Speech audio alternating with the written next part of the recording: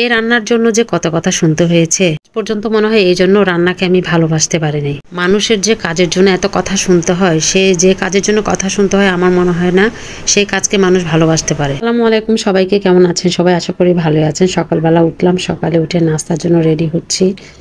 আসলে সকাল বলতে অনেকটা 10টার মতো বাজে। তো ঘরটা গুছিয়ে নিয়েছি। আজকে তেমন কিছু রান্না করা লাগবে না, এই জন্য একটু হেলাই ফেলাই করে রান্নাবান্না যেহেতু ছিল এই জন্য একটু অবহেলা অলসতা এরকমই ছিল। বাচ্চারা স্কুলে, আমি বাসার মধ্যে একা একা একা থাকলে যেটা হয়, আজকে যেহেতু একদমই কাজ নেই কারণে হচ্ছে আমার অনেক কিছুই মাথার মধ্যে আসে। এই রুটি দেখলে আমার জীবনে অনেক স্মৃতি, যেটা আমি বলতেই পারবো না, এত স্মৃতি এত কষ্ট। তো 3টা ভেজে নিয়েছি। আমার যেহেতু কাজ করতে মেয়েটা আসবে, ওর জন্য 2টা রেখেছি আর আমি খাবো একটা। ও আসার সাথে সাথে ওর আসলে ভীষণ ক্ষুধা লাগে, যার জন্য কয়টা বাড়তি করে দিয়েছি। তো এর মধ্যে আমি মাংসটা একটু বেড়ে নিচ্ছিলাম। আর এই তো প্লেটের মধ্যে একটু বেড়ে নিচ্ছি, যেহেতু একেবারে দুপুরের জন্য সহ টেবিলে দিয়ে রাখছি। বাচ্চারা আসলে ওভেনে গরম করে খাবে। আজকে রান্নাবান্না আছে, একটু বেগুন তরকারি ছিল, একটু মুগি। আজকে আর কোনো কিছু রান্নাবান্না হবে না। তো এ হচ্ছে রুটি, এটা সকালের নাস্তা। আমি খেতে বসে গেলাম। আর ছিল পরোটা। আসলে মাঝখানে আমি আর ভিডিও করি নেই।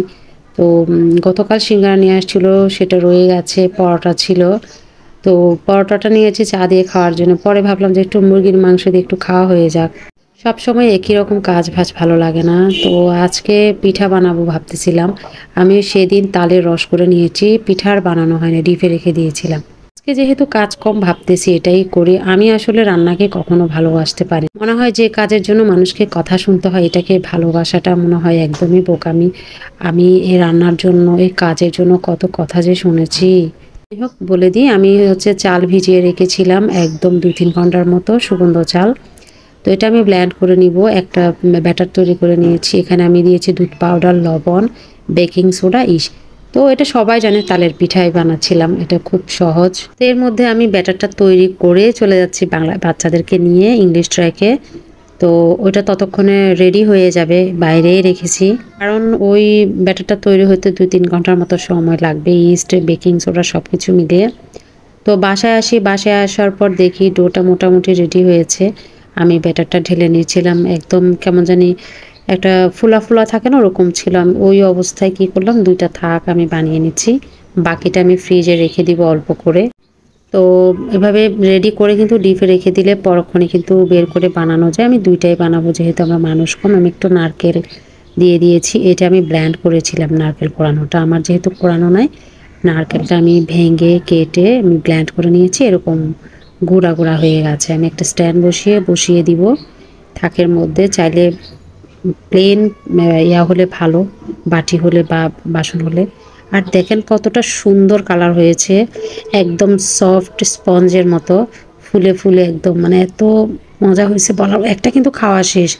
তো আমার হাজব্যান্ড যখন অফিস থেকে আসলো, আমি আরেকটা কেটে নিচ্ছি। আমি কখনো কোথাও কাউকে তালের পিঠা বানাতে দেখি না। আমার বিয়ে হয়েছে 12-13 বছর, আমি আমার মাকে ছাড়া কারোর সামনে দেখি না। এই জন্য মাকে জিজ্ঞেস করে আমি তালের পিঠাটা বানিয়েছি। দেখেন কতটা সুন্দর হয়েছে। আমার হাজব্যান্ড কিন্তু খায় না ও মিষ্টি খাবার, তো ওর এত পছন্দ হয়েছে, বলে যে এত মজা হয়েছে, ও খাচ্ছিল। এর কাছে তাহলে হয়তো মাকে পাঠাতাম, তবে হ্যাঁ বানিয়ে নিয়ে যাব ভাবতেছিলাম। আর আমার হাজব্যান্ড বললো যে খুব মজা হয়েছে, তুমি প্রথমবার করলা, এত ভালো হয়েছে। আর এদিকে একটা কাজ করতেছিলাম, পাতিলগুলো এত কালা কালা হয়ে গেছে। বিশেষ করে ধরার হাতলটা আমি এক সাইড পরিষ্কার করেছি, দেখেন কতটা পরিষ্কার হয়েছে। এরকমটা কালো ছিল, ওই সাইড পরিষ্কার করে এই সাইড দিচ্ছিলাম। তো রাতের বেলা কিছু কিছু কাজ করে রাখি, এরকম অনেকখানি ময়লা হয়েছে, পিঠা বানাইছি জন্য।